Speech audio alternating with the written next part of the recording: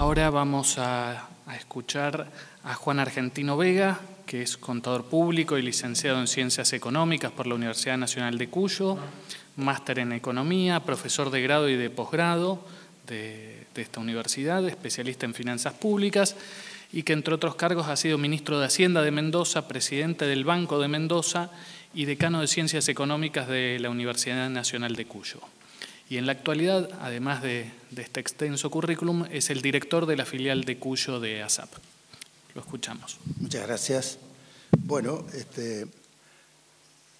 quería hacer una aclaración previa. Este trabajo tiene dos coautores que no figuran ahí en la primera filmina, que son Juan Víctor Di Blasi, que es nuestro investigador en la filial Cuyo, y otro coautor que es Matías González. O sea, no es un trabajo exclusivamente mío. Bueno, como lo que queremos hacer es presentar, como bien lo dice el título, una visión sobre la coparticipación. No pretendemos agotar el tema, pretendemos solo hacer un análisis. Cada tantos años, varios años, yo presento algo para actualizar el tema, porque creo que es un tema que está bastante olvidado, el tema de la ley de coparticipación.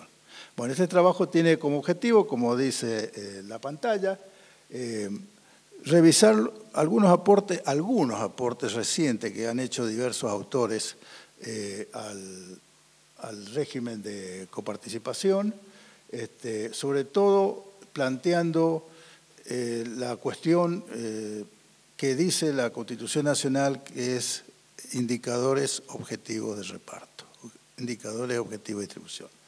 Y finalmente, digamos, como no puede faltar en un trabajo como este, más bien de carácter académico, realizar una propuesta, ¿no es cierto? ¿Qué indicadores objetivos deberían tomarse en cuenta?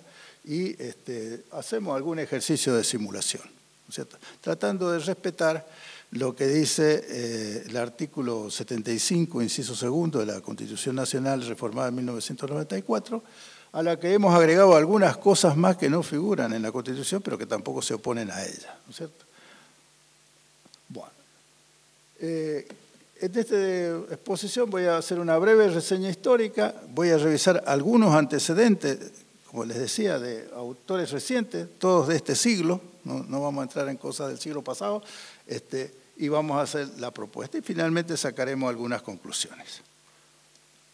Bueno, veamos qué dice o qué trayectoria ha tenido el régimen de coparticipación. Si hacemos una breve reseña histórica, sabemos que la coparticipación federal aparece en la década del 30, ¿no es cierto?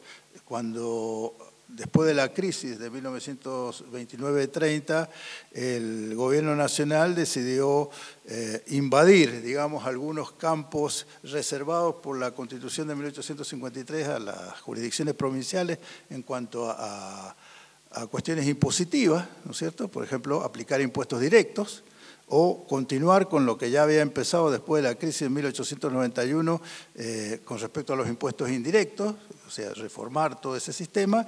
Y bueno, por ejemplo, se crea en esa época, en esa década, el impuesto a los réditos, ¿no es cierto?, que era un impuesto, de acuerdo a la Constitución de 1853, por ser un impuesto directo, estaba reservado a las provincias, pero que el gobierno nacional lo podía poner por tiempo determinado y por razones de emergencia. La emergencia estaba justificada, digamos, de acuerdo por la crisis, se hizo por un tiempo determinado, tenía que renovarse porque no se podía prescindir de ese financiamiento, y bueno, se pensó que, bueno, si las provincias estaban de acuerdo en repartir el producido del impuesto, bueno, la cosa, digamos, el obstáculo constitucional quedaba salvado, ¿no es cierto?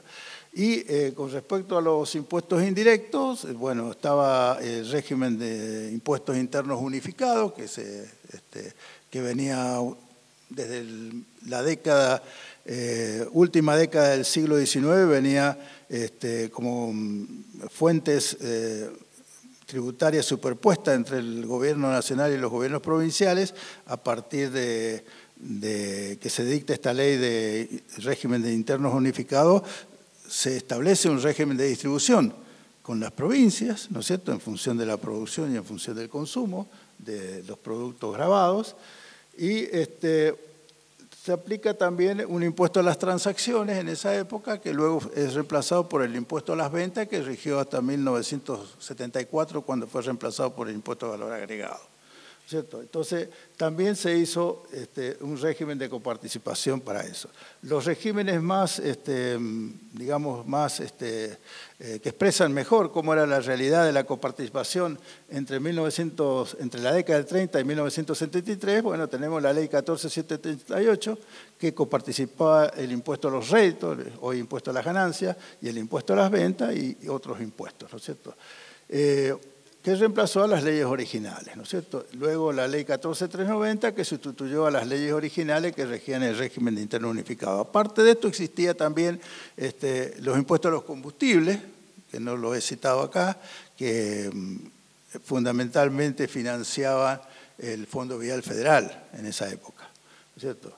En 1973 se dictó una nueva ley de coparticipación que reemplazó a las dos leyes anteriores, ¿no es cierto? Unificó los dos regímenes de internos unificados y de ganancias y ventas. Una particularidad de esta ley que tiene criterios objetivos de reparto muy novedosos con respecto a las leyes anteriores. Pero esta ley regía por 10 años, ¿no es cierto? No estaba prevista una cláusula de renovación automática, se prorrogó cuando venció. Luego se hicieron un acuerdo financiero transitorio, después se quedaron sin legislación, las provincias reclamaron, presionaron, negociaron con el gobierno nacional y finalmente a finales de 1987 se llegó a un acuerdo que dio lugar a la ley actual 23.548 que rige del 1 de enero de 1988. ¿Cierto? Una ley que fue una negociación muy dura con el gobierno nacional, entre las provincias y el gobierno nacional, y fue muy dura entre las provincias también, ¿no es cierto? Me tocó ser testigo de muchas de esas negociaciones, y finalmente las provincias afectadas, perjudicadas, podríamos decir, por esta ley, llegaron a la conclusión que era mejor tener cualquier ley antes que ninguna, como era la realidad en ese momento, donde el gobierno nacional transfería fondos en forma discrecional y más que discrecional, yo diría arbitraria, ¿no es cierto? Entonces la ley 23.548 vino a traer un cierto orden que no existía en ese momento y que actualmente rige el reparto de fondos entre el gobierno nacional y las provincias. En 1994 se reforma la Constitución Nacional y entre las atribuciones del Congreso se introduce el actual artículo 75, inciso segundo, la obligación o la necesidad o la facultad, digamos, según los juristas que interpretan la norma, de dictar o incluir la coparticipación federal dentro de la Constitución Nacional, ¿no es cierto? Y también se menciona en la cláusula transitoria sexta, ¿no es cierto? La cláusula transitoria sexta dice que el nuevo régimen de coparticipación federal debe estar dictado antes del final de 1996. ¿No es cierto? ¿Cuántos años han pasado? ¿No es cierto? Y todavía no tenemos régimen, 18 años, todavía no tenemos régimen de coparticipación, lo cual no es de extrañar. La Constitución de 1853 estableció el juicio por jurados. Creo que en Córdoba existe un conato de juicios por jurado en la actualidad. Se están haciendo hoy, 2014, algunos ensayos en la provincia de Mendoza. A ver cómo van a hacer algunos juicios por jurado. No sé si en la provincia de Buenos Aires están haciendo algo también. En fin, o sea que el hecho de que la Constitución ponga un plazo no quiere decir que finalmente se vaya a cumplir. Bueno, entonces, ¿qué dice el artículo 75? Inciso 2, voy a una parte. Que el régimen de coparticipación entre la Nación, las provincias y la Ciudad Autónoma de Buenos Aires será en relación directa con las competencias, servicios y funciones de cada una de ellas, de esas jurisdicciones, contemplando criterios objetivos de reparto. Acá hay una cosa que hay que señalar. todas las leyes hasta la 2221 tenían criterio objetivo de reparto. La 23.548, que es la que hoy nos rige, abandonó los criterios objetivos de reparto. No tiene criterio objetivo de reparto. Establece qué porcentaje de la recaudación le toca a la jurisdicción nacional, qué porcentaje le toca al conjunto de provincias y qué porcentaje le toca dentro de esa distribución secundaria a cada una de las provincias. O sea, sin criterios objetivos de reparto. Bueno, entonces dice eso el artículo segundo y tiene que, además, ponen tantas condiciones que, bueno, yo creo que no sé si esto será lo que ha hecho difícil de cumplir este mandato constitucional, porque dice que el régimen tiene que ser equitativo, solidario, que dará prioridad al logro de un grado equivalente de desarrollo entre las provincias de Argentina, calidad de vida, igualdad de oportunidades en todo el territorio nacional. O sea, son muchas pretensiones que en una de esas eso es lo que tiene la culpa que no se haya logrado. Y para más, en adición, la cláusula transitoria sexta dice que el régimen de coparticipación, conforme a lo dispuesto en el artículo segundo, inciso segundo, artículo 75, inciso segundo, y la reglamentación del organismo fiscal federal, cosa muy importante esto, ¿no es cierto?, será establecido antes de la finalización del año 1996. El organismo fiscal federal es encargado de interpretar el órgano de aplicación y de interpretación de la ley de coparticipación federal. ¿No es cierto? Hoy, parcialmente, tal vez todo está cumplido por la Comisión Federal de Impuestos, que estaba en la ley 2221 y está en la ley 23.548. Mientras tanto, y esto es un detalle muy importante, que mucho les va de interés, sobre todo a la gente de la Ciudad de Buenos Aires, mientras tanto, no puede haber cambios en la distribución de competencias y funciones ni disminuirse la participación de las provincias. Eso está en la cláusula transitoria sexta. O sea que algunos, y esto lo destaco porque algunos, he escuchado de algunos gente que entiende estas cuestiones desde el punto de vista jurídico del régimen de coparticipación, que ha dicho que las provincias han renunciado a la garantía de coparticipación establecida en la 23.548. ¿No es cierto? Yo creo que esa garantía tiene un respaldo constitucional, no puede disminuirse la participación de las provincias. Según las fuentes de información a las que he recurrido, en algunas dice que el gobierno nacional está pagando o distribuyendo entre las provincias más del 34% de la masa de recaudación, pero otras fuentes nacionales dicen que está distribuyendo menos. Entonces, ¿cuál es la verdad? No sé. Bueno, sigamos. Bueno, digamos como yo les decía, que las leyes anteriores hasta la 2221 tenían establecido criterio objetivo de reparto. Fíjense, ahí he hecho un cuadro rápido de estas leyes. El indicador que ha estado presente en todas las leyes como distribuidor es la población, ¿no es cierto? Creo que yo lo interpreto como el mejor indicador de la demanda de servicios públicos, de servicios gubernamentales, ¿no es cierto? Por lo tanto, no puede estar ausente la población, ¿no es cierto? Ahora, los ciudadanos del norte y los ciudadanos del sur, los ciudadanos de Buenos Aires, los del interior pueden tener distintas preferencias en cuanto a los servicios públicos, pero la Constitución dice que somos todos iguales, así que no podemos hacer diferenciación entre eso. Bueno, fíjense que otro distribuidor, la 14188 era una ley muy simplista, ¿no es cierto? La masa coparticipable la dividía en 4, ¿no es cierto? El 25% se distribuía en función de la población, 25% se distribuía en partes iguales, 25% en función de los recursos propios, estaba premiando el esfuerzo fiscal de las provincias, y el 25% en función de los gastos corrientes, que se estaba de alguna forma contemplando las necesidades de gasto que podían tener las provincias. La pregunta que uno se hace, ¿qué de igual tiene las necesidades de gasto, por ejemplo, entre la provincia de Buenos Aires o la provincia de Formosa, digamos, como para que el 25 o la cuarta parte de la masa coparticipable tenga que ser distribuida en partes iguales? Bueno, es un tema a discutir. Bueno, y otros indicadores, prefiero aprovechar el tiempo pasando a la 2021, que tiene algunas introducciones novedosas, digamos. O sea, tiene 3 indicadores,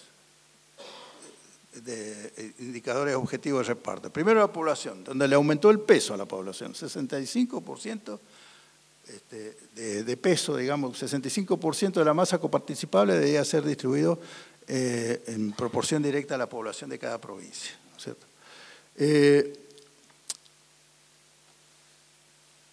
Un 25% en función de la brecha de desarrollo. Esta brecha de desarrollo se calculaba como un promedio simple entre la calidad de vivienda, el nivel educativo y una relación entre los números de automóviles sobre el número de habitantes, digamos, y en relación a la jurisdicción que se consideraba más desarrollada, que era la provincia de Buenos Aires, y que no cobra nada por este indicador, se distribuía entre los demás de acuerdo a la diferencia o a la brecha que había.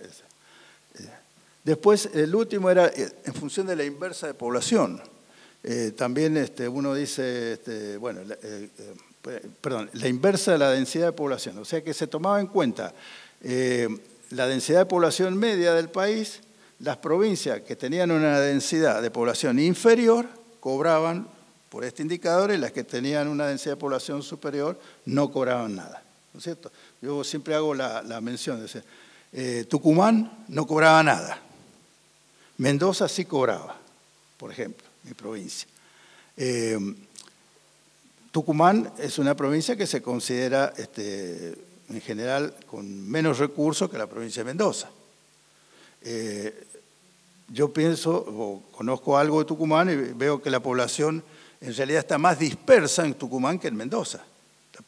O sea, la razón de este indicador es decir, bueno, la dispersión de la población ocasiona una externalidad en el suministro o en el costo de los servicios públicos. En consecuencia, mientras más dispersa, es más costosa suministrar los servicios públicos. Sin embargo, yo creo que en Mendoza la población está más concentrada que en Tucumán. ¿Por qué? Porque en Mendoza la población vive en el 3% del territorio, ¿no es cierto?, en los oasis de regadío. Fuera de eso, Mendoza es un desierto o montaña, digamos, ¿no es cierto? O sea, la población está muy concentrada y la actividad productiva también. Fuera de este 3% o 3 y algo por ciento pueden haber pozos de petróleo, algunas minas, rebaños de ganado caprino, algo de ganado vacuno, muy poco, pero fuera de eso no hay nada. Bueno, entonces podía tener algo de irrealidad muchos de estos indicadores que fueron establecidos, pero lo novedoso es eso, tomar en cuenta la brecha de desarrollo, tomar en cuenta la dispersión de la población y darle un peso muy fuerte a la población. Bueno, yo he hecho alguna revisión de antecedentes que se han publicado desde el año 2000 en adelante respecto a 3 aspectos del régimen de coparticipación. La masa coparticipable, lo que tiene que ser, o sea, qué cosa integra lo que hay que distribuir, la distribución primaria, o sea, cuánto le toca a la nación, cuánto le toca al conjunto de provincias, y la distribución de secundaria, cuánto le toca a cada una de las provincias. El primer trabajo, bueno, cito un trabajo mío anterior, que hice con Di Blasi, precisamente uno de los coautores de este trabajo, que presento ahora. No discutimos la composición de la masa coparticipable en ese trabajo, no presentamos una propuesta explícita de distribución primaria, pero mostramos la evolución de la distribución primaria hasta ese momento, de acuerdo a diversas fuentes contradictorias, y finalmente tratamos de elaborar una propuesta novedosa en cuanto a la distribución secundaria y en cuanto a indicadores objetivos de reparto a tomar en cuenta. Y tomamos precisamente la demanda de los servicios públicos, como estimador tomamos la población de esa demanda, la disminución de las brechas, no de desarrollo, sino en la prestación de servicios públicos con respecto al promedio nacional, y tomamos en cuenta indicadores respecto a la educación, de la salud, de la seguridad y la justicia, ¿no es cierto? Son indicadores que no voy a entrar en detalle cómo los elaboramos, pero hay mucha dificultad estadística en conseguir la información para mantener actualizados esos indicadores. Y tienen otros problemas que voy a citar después si se presenta la ocasión. Y finalmente introducimos criterios de responsabilidad fiscal, o sea, incentivos de responsabilidad fiscal de forma tal que, digamos, que están en consonancia con la Ley Federal de Responsabilidad Fiscal, dictada en el año 2006, creo que se dictó, 2004, no me acuerdo,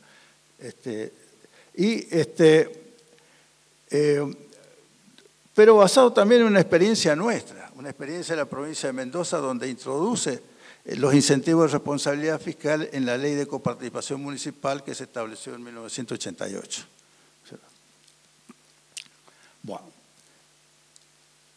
Bueno, otras contribuciones, por ejemplo, Mariano Morales, un autor mendocino, que toma discute cómo se forma qué cosa debe integrar la masa coparticipable, pone una bolsa con todo, excepto los impuestos al comercio exterior y las contribuciones de seguridad social.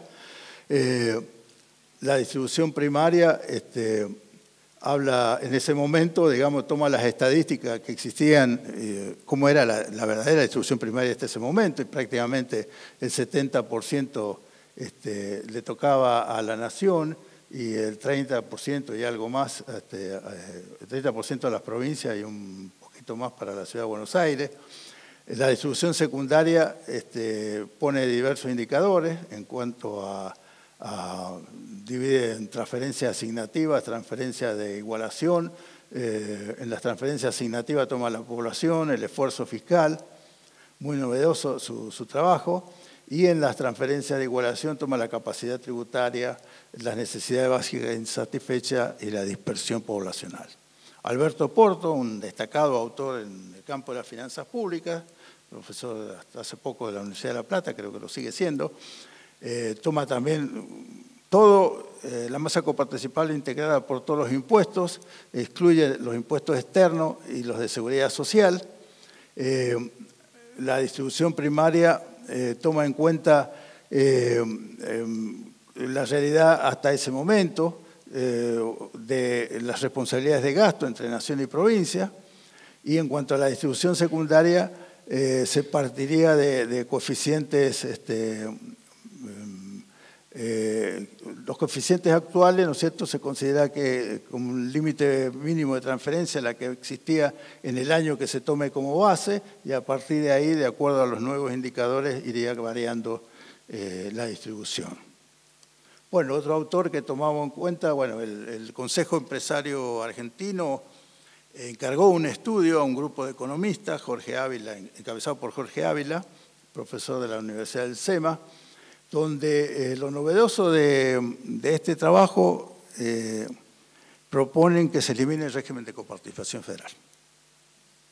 Tanto trabajo lograr que se ponga en la Constitución y ellos proponen eliminarlo, ¿no es cierto? Y distribuir las competencias tributarias entre los gobiernos provinciales y los nacionales en forma distinta a lo que existe ahora. Por ejemplo, según la propuesta, habría un impuesto a las ganancias provincial, de tipo proporcional, el llamado flat tax, un IVA provincial, y la nación, el gobierno nacional se reservaría el impuesto a las ganancias empresarias, ¿no es cierto?, y un IVA nacional, en fin, no vamos a entrar en detalle, no sé cómo andamos de tiempo, ¿andamos bien?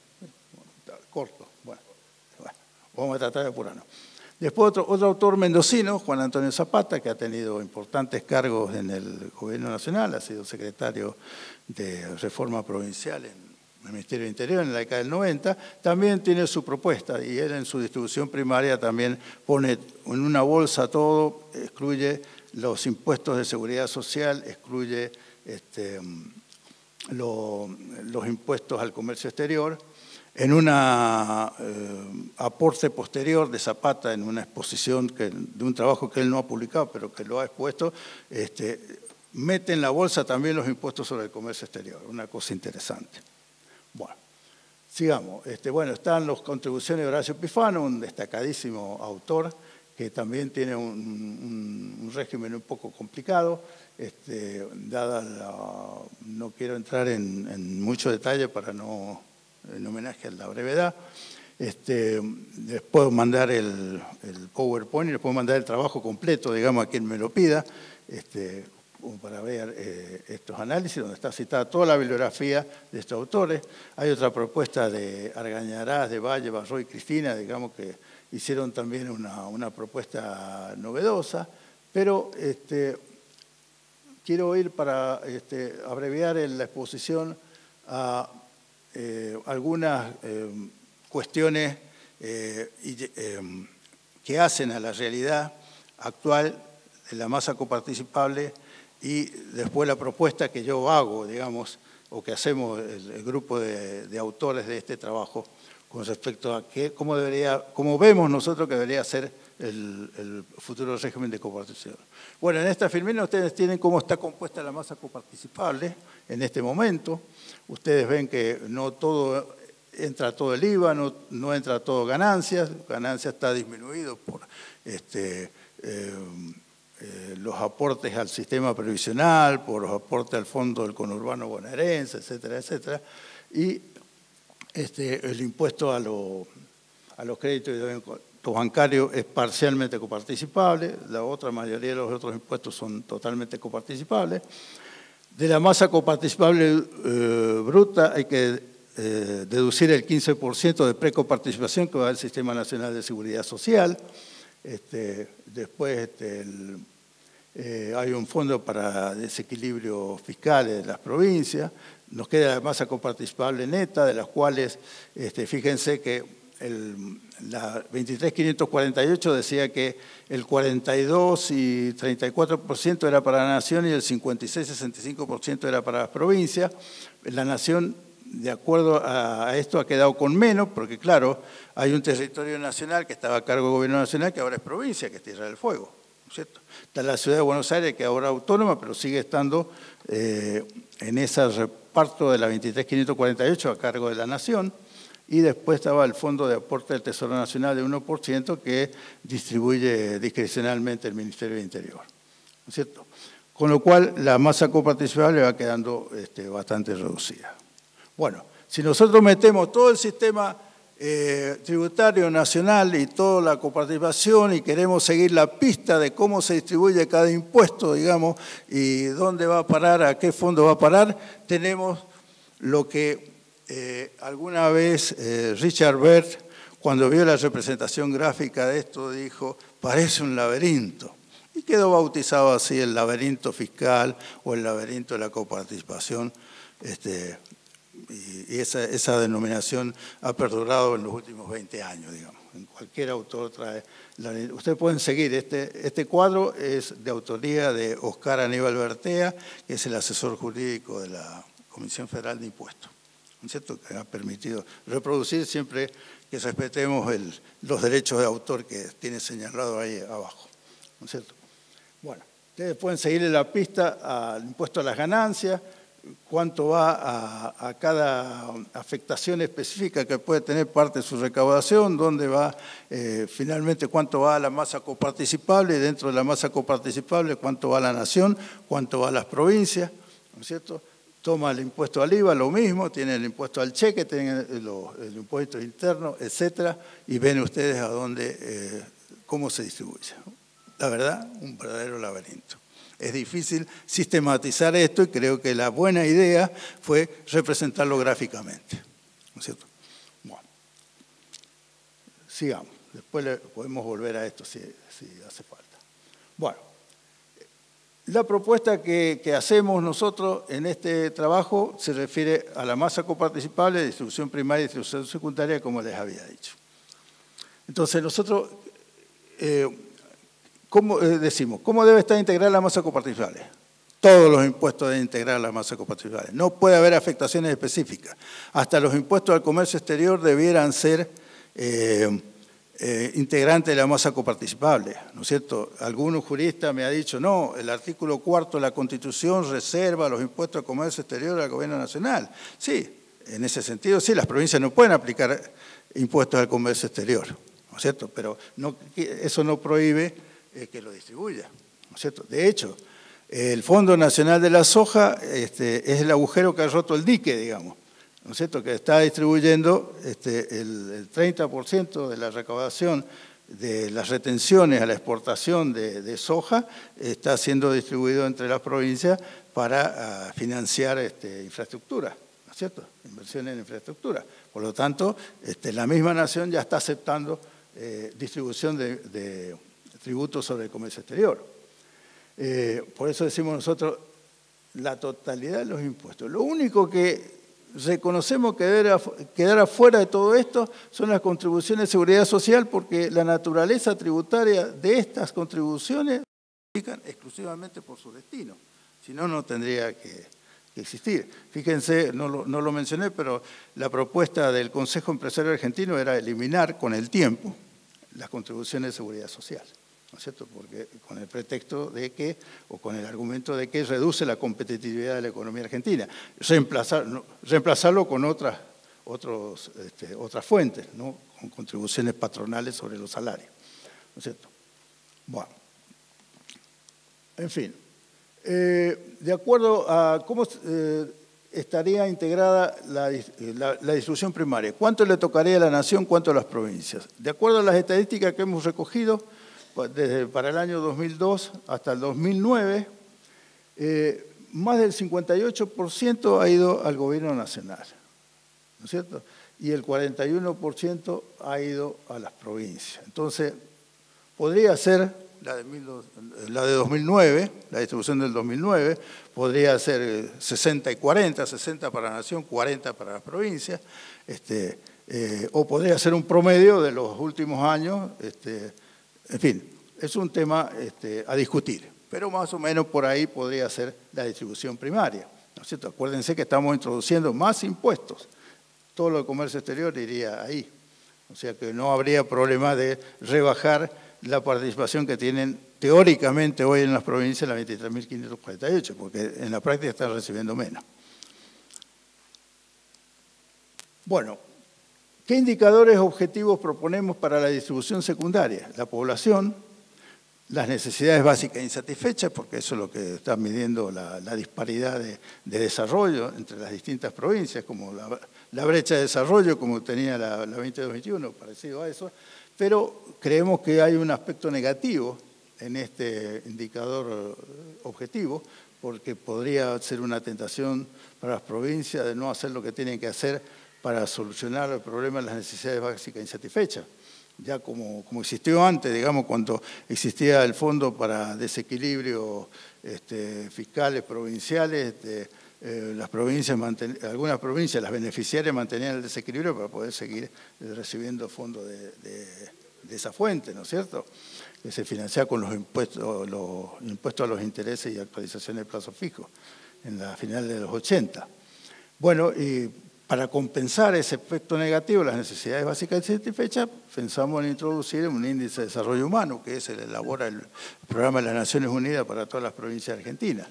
Y finalmente insistimos en mantener incentivos de responsabilidad fiscal, ¿no es cierto? Los incentivos de responsabilidad fiscal pensamos que son necesarios porque obligaría a las provincias a portarse bien, digamos, en el aspecto fiscal, tal como está establecido en la Ley Federal de Responsabilidad Fiscal y tanto como nosotros tenemos la experiencia cuando aplicamos en Mendoza estos incentivos con la Ley de Coparticipación Municipal.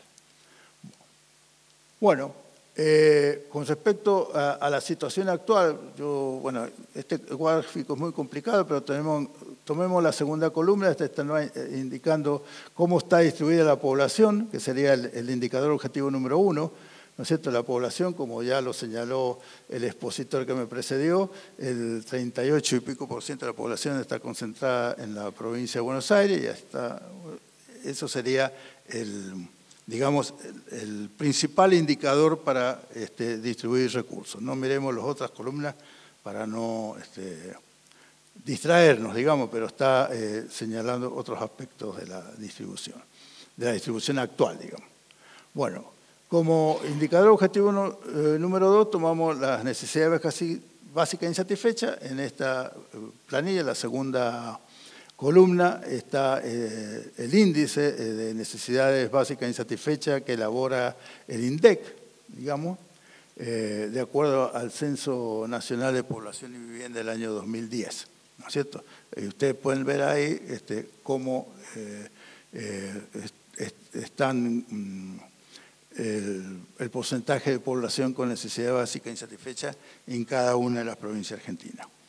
Con respecto al índice de desarrollo humano, también acá son los 3 indicadores que forman el índice de desarrollo humano que elabora el PNUD para la Argentina, ¿no es cierto? El índice de esperanza de vida, el índice de educación y el índice de ingresos, teniendo en cuenta el ingreso, ¿no es cierto? Y con eso se elabora el índice de necesidades básicas insatisfechas. Bueno, sigamos.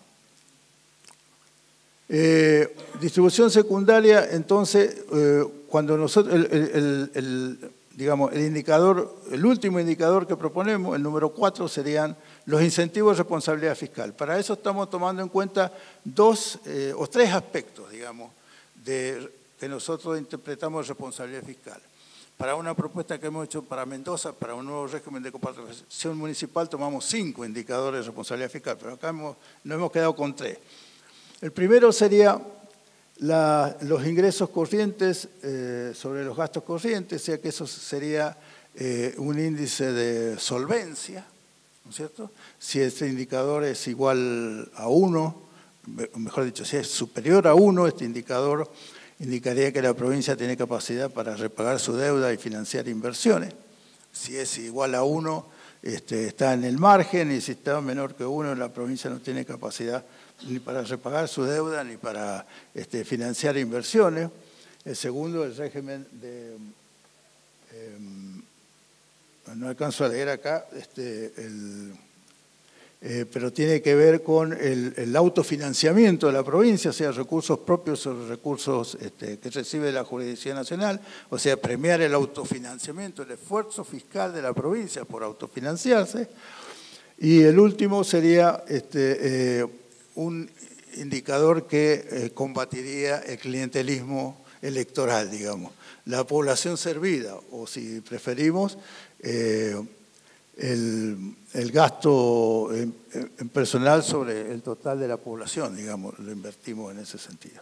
O sea, eso sería el indicador que estamos proponiendo. Una combinación de los 3 nos indicaría, sería un buen incentivo de responsabilidad fiscal que induciría a las provincias a un buen comportamiento desde el punto de vista fiscal. Bueno.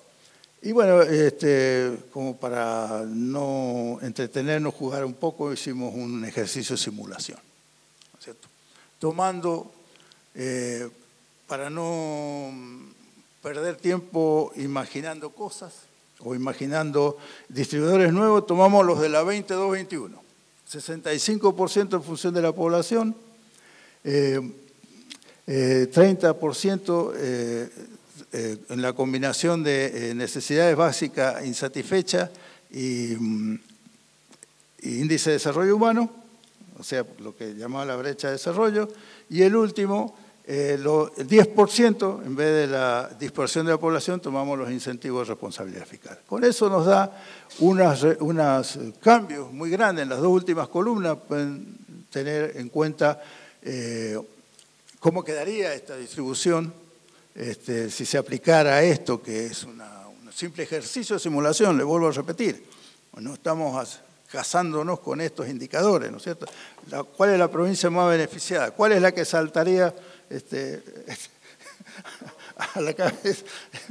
Pues va a estar contento mi antecesor. Sí, Gabriel, que está de acuerdo que me con la precedió propuesta. en el uso de la palabra, la provincia de Buenos Aires. No cuenta, está gastando a cuenta. Me va a contratar.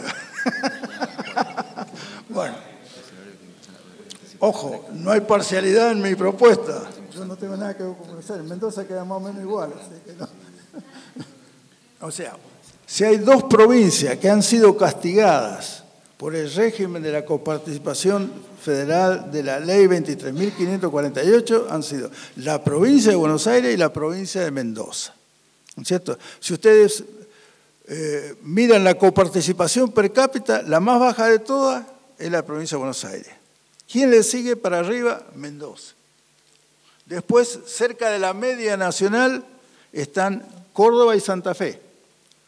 Una poquito abajo, otra un poquito arriba de la media nacional. Y todas las demás están por arriba.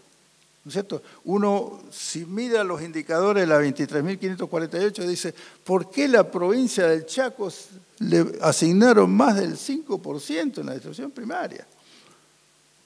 Bueno, esa es historia antigua, de 1987, cuando se discutió la ley. Claro, el ministro del Chaco fue el que empujó el lápiz, ¿no es cierto? Rafael González. Pues era en tocayo nomás. Bueno, eso sería... Bueno, hemos hecho otros ejercicios de simulación. Por ejemplo, bajamos la significación de la población, pero no varía mucho con respecto a la situación actual. Por ejemplo, tomamos que la población solo incide en el 50%, no varía mucho con respecto a cómo está ahora siendo distribuida la coparticipación para las provincias más fuertes, digamos, más grandes. Por eso no me voy a detener en esta. Si nosotros queremos hacer, bueno, acá hay un resumen de quiénes ganan, quiénes pierden, lo podemos ver en este gráfico. De acuerdo a la propuesta con el 65% de la población, que sería el primer gráfico, las que están en verde son las que ganan. Ojo, la que más gana en coparticipación per cápita es Tierra del Fuego, que es precisamente la más beneficiada por el régimen actual, porque es la que tiene menos población, ¿no es cierto? Pero bueno, vuelvo a decir, este es un ejercicio de simulación. Si aplicamos la otra propuesta, del 50% de la población, son menos las que ganan y más las que pierden, ¿no es cierto? Bueno, en fin.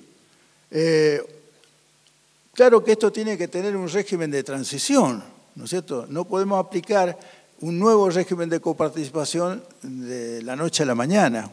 Cuando se dictó la 23.548, era, como les vuelvo a decir, mejor para las provincias tener un nuevo régimen de coparticipación, aunque sea arbitraria la distribución, que no tener ninguno, porque si no quedaban sujetos a la discrecionalidad del poder central, la provincia. Entonces lo aceptaron. Después de una dura discusión en los días previos al tratamiento de la ley en el Congreso, me acuerdo en la reunión que se hizo en el Hotel Presidente entre los gobernadores de las provincias justicialistas, comunicados por teléfono con el ministro del Interior, Nocilia, peleándose Cafiero con Menem y con Bordón y con, en fin, una pelea que les puedo contar la neta porque estuve presente. Bueno, el escenario base... el régimen de transición tiene que tener un escenario base. ¿Cómo es la distribución que se aplica apenas inicia un nuevo régimen de coparticipación? Sería, por ejemplo, la última distribución, por ejemplo, la del 2013. Y de ahí, a partir de ahí habría que fijarse un horizonte temporal con el cual los incrementos de recaudación, porque supongo que va a haber incremento de recaudación, ignoremos la inflación, supongamos que vamos a tener crecimiento de Producto Bruto y el crecimiento va a venir acompañado por aumento de la recaudación. Entonces, esos incrementos de la recaudación hay que distribuirlos de acuerdo a los nuevos indicadores. Podemos fijar un horizonte temporal muy reducido, diría yo, no más de 5 años, o si prefieren un poco más, 10 a lo sumo, ¿no es cierto? Uno de los trabajos que yo cité pretendió proyectar una curva logística, ¿no es cierto?, para cómo se debía adecuar el nuevo régimen, ¿no es cierto?, la nueva distribución al nuevo régimen, y resulta que le demandaba como 25 años. En consecuencia, no podemos ser tan... O sea, mientras más corto, mejor. Bueno, los coeficientes deben ser... bueno, yo... de las dos propuestas o los dos ejercicios de simulación que he hecho, me inclino con el primero, la distribución A que le llamo. La masa coparticipable ha crecido, en el proyecto le pongo el 10% anual, pero en realidad ha crecido más del 26% en los últimos años, ¿no es cierto? Y si miramos eso cómo ha crecido la masa coparticipable en los últimos años, y el promedio sería el 26 y pico %. En fin, el régimen de transición es importante. Ese régimen, o sea, eso que, digamos, recaudación que iría en exceso a lo del año base, integraría un fondo de compensador que se iría agotando a lo largo de los 5 años con la distribución de acuerdo a los nuevos indicadores. En fin, para terminar, les vuelvo a repetir lo que dije al principio. Con esta propuesta no pretendemos agotar el tema, hay que seguir trabajando. Yo he elegido algunos indicadores. Si yo me caso con alguno de estos indicadores, es con los incentivos de responsabilidad fiscal. ¿No es cierto? Que yo sigo insistiendo que las provincias tienen que tener incentivos a responsabilidad fiscal y habría que esperar que el gobierno nacional también se someta a incentivos de responsabilidad fiscal. ¿No es cierto? Que tuviera incentivo a comportarse bien desde el punto de vista fiscal. Debe aceptarse que ningún proyecto va a tener sanción o va a poder prosperar si no existe un acuerdo político previo. Yo no puedo, desde el ámbito académico, sustituir ese acuerdo político. El acuerdo tiene que existir, ¿no es cierto? Yo tengo una experiencia. En Mendoza, cuando en el año 88 dictamos la nueva ley de coparticipación municipal, tuvimos un acuerdo político previo, tanto que la ley fue aprobada por unanimidad por la legislatura provincial, siendo una legislatura mayoritariamente opositora, ¿no es cierto?, al Poder Ejecutivo, y sin embargo la aprobaron por unanimidad. Claro que la provincia tuvo que renunciar. La provincia elevó la coparticipación primaria, ¿no es cierto?, incluyó el impuesto de sello que no estaba en la masa coparticipable, o sea que si hubo un perdedor fue la provincia, pero logró esa unanimidad legislativa con muy pocos sacrificios de acuerdo a la propuesta que hizo. O sea, creo que la carencia de un régimen de coparticipación federal ajustado a los preceptos constitucionales conspira contra el federalismo. Y bueno, con esta propuesta solo queremos hacer un aporte técnico y analizar los efectos, o sea, dar herramientas para analizar los efectos de cualquier propuesta que se haga. Hay un tema que yo he incluido a la Ciudad de Buenos Aires en esta propuesta. Claro que la Ciudad de Buenos Aires está recibiendo servicios, fíjense, yo no lo destaqué, pero la Ciudad de Buenos Aires tiene como el 7% de la participación primaria, ¿no es cierto?, más o menos al nivel de las provincias de Córdoba y de Santa Fe. Pero claro, hay que reconocer que la Ciudad de Buenos Aires, o los habitantes de la Ciudad de Buenos Aires, están recibiendo servicios de la jurisdicción nacional, seguridad, justicia, todo el fuero nacional es para el fuero ordinario de la capital federal. Gran parte de la Policía Federal, a pesar de todas las disputas últimas que se han hecho, el gasto de la Policía Federal va a la Ciudad de Buenos Aires. La Ciudad de Buenos Aires no tiene servicio penitenciario propio, ¿no es cierto? Entonces hay un gran aporte del Gobierno Nacional de la Ciudad de Buenos Aires que, bueno, si se aplica este régimen y se introduce la Ciudad de Buenos Aires, bueno, habría que descontarle el costo de esos servicios que le aporta el Gobierno Nacional hasta que los servicios sean finalmente transferidos. No sé la justicia cuándo lo van a hacer a transferir, porque creo que la justicia se opone a que los cambien de jurisdicción. Bueno, creo que con esto nada más. Si alguno quiere el trabajo, bueno, ya les doy el mail enseguida y se los mando. Gracias.